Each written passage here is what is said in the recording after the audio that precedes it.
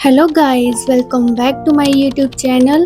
Today is day 17 of my 30 days hard challenge and hope you all are doing great and well. And आज मेरा suddenly library आने का mood बन गया तो मैं रेडी होके लाइब्रेरी पहुंच गई। एज यूजुअल सबसे पहले मैं बना लेती हूँ to do list and after that मैं लगाती हूँ परफेक्शन की क्लास जिसमें कुछ वोकेबलरी के वर्ड्स मैं नोट डाउन कर लेती हूँ। उसके बाद बारी आती है SBI PO prelims mock test की और स्कोर देख के मुझे थोड़ा सा दुख हुआ क्योंकि कट ऑफ क्लियर होते होते रह गई। अगर एक क्वेश्चन रॉन्ग अटेम्प्ट ना करती तो मेरी कट ऑफ क्लियर हो जाती। एनीवेज जैसा भी स्कोर आया है ठीक ही आया है क्योंकि इसका एनालिसिस मैं साथ साथ में ही कर लेती हूँ। तो मैंने देखा इंग्लिश सेक्शन में मेरे 6 क्वेश्चंस गलत हो गए जिसमें 2 क्वेश्चंस ग्रामर और वोकेबलरी से थे और 2 क्वेश्चंस एरर डिटेक्शन से। तो मैंने अब से डिसाइड किया कि वोकेबलरी के क्वेश्चंस को मैं एंड में ही अटेम्प्ट करूँगी क्योंकि इसको अटेम्प्ट करते समय इसकी टोन, इसकी वोकेबलरी और पार्ट ऑफ स्पीच सबको ध्यान में रखते हुए अटेम्प्ट करना पड़ता है जिसमें टाइम काफ़ी लग जाता है। और ये एरर का क्वेश्चन तो फालतू में ही गलत कर दिया। इतनी बार ये कॉन्सेप्ट रिवाइज किए हुए हैं अ फ्यू द फ्यू वाले और जब इनको अप्लाई करने की बारी आती है तो माइंड से स्किप ही हो जाते हैं। और मुझे आप लोग कमेंट में बताना क्या आप लोगों के साथ भी ऐसा कभी हुआ है या सिर्फ मैं ही ऐसी गलती करती हूँ। एनीवेज नेक्स्ट सेक्शन पे आते हैं जो कि है क्वांट। इसमें मैं जितनी ज़्यादा प्रैक्टिस कर रही हूँ ना अभी उतना ही स्कोर डाउन हो रहा है। एक यही क्वेश्चन मैंने यूनिट डिजिट मेथड से किया था वो भी गलत हो गया और दूसरी DI में तो मैं इतनी बुरी तरह फंसी ना, मेरा प्रैंक ही बन गया उसमें।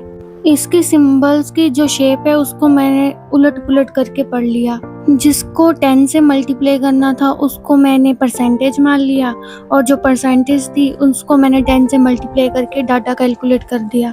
और जब बारी आई क्वेश्चन अटेम्प्ट करने की, जब मैंने क्वेश्चन देखा तो मेरा एक भी क्वेश्चन नहीं बन रहा था। मैं बार बार क्वेश्चंस ही पढ़ती रह गई कि मैं क्वेश्चन गलत पढ़ रही हूँ।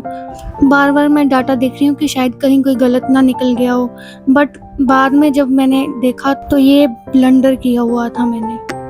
और ये 6 नंबर वाला मॉक टेस्ट मैंने लास्ट नाइट अटेम्प्ट किया था और इसका रिज़ल्ट देखने के बाद मैं थोड़ी खुश भी हुई और थोड़ी शॉक भी क्योंकि ये मेरा पहला ऐसा रिज़ल्ट था, ये पहला ऐसा मॉक था जिसमें मेरी कट ऑफ क्लियर हुई है क्योंकि इससे पहले जितने भी मैंने मॉक्स लगाए हैं उनकी कट ऑफ कभी भी क्लियर नहीं हो पाई है। और इसकी एक्यूरेसी भी पहले से काफ़ी अच्छी थी क्योंकि मैंने जितने भी पहले मॉक अटेम्प्ट किए थे उनमें मेरे 11 या 10 क्वेश्चंस रॉन्ग होते ही थे। And this was only possible because of English section. इसमें RC, पैराजंबल और क्लॉज टेस्ट सभी सही हुए और ग्रामर भी ऑलमोस्ट सभी सही थी।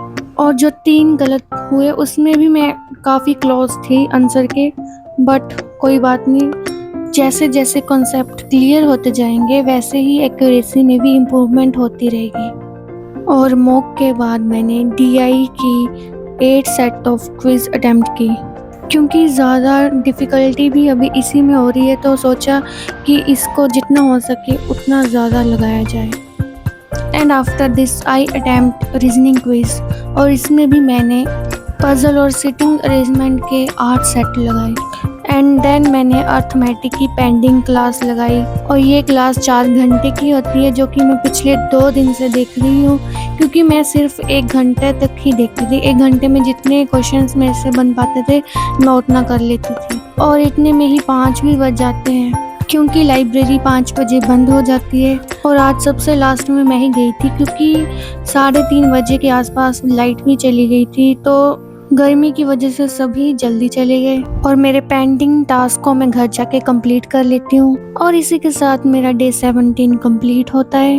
और गाइस लास्ट संडे हम शिव जी के मंदिर दर्शन करने के लिए गए थे तो मैंने सोचा आपको भी दर्शन करवा दूँ। मिलते हैं नेक्स्ट स्टडी व्लॉग में, बाय बाय।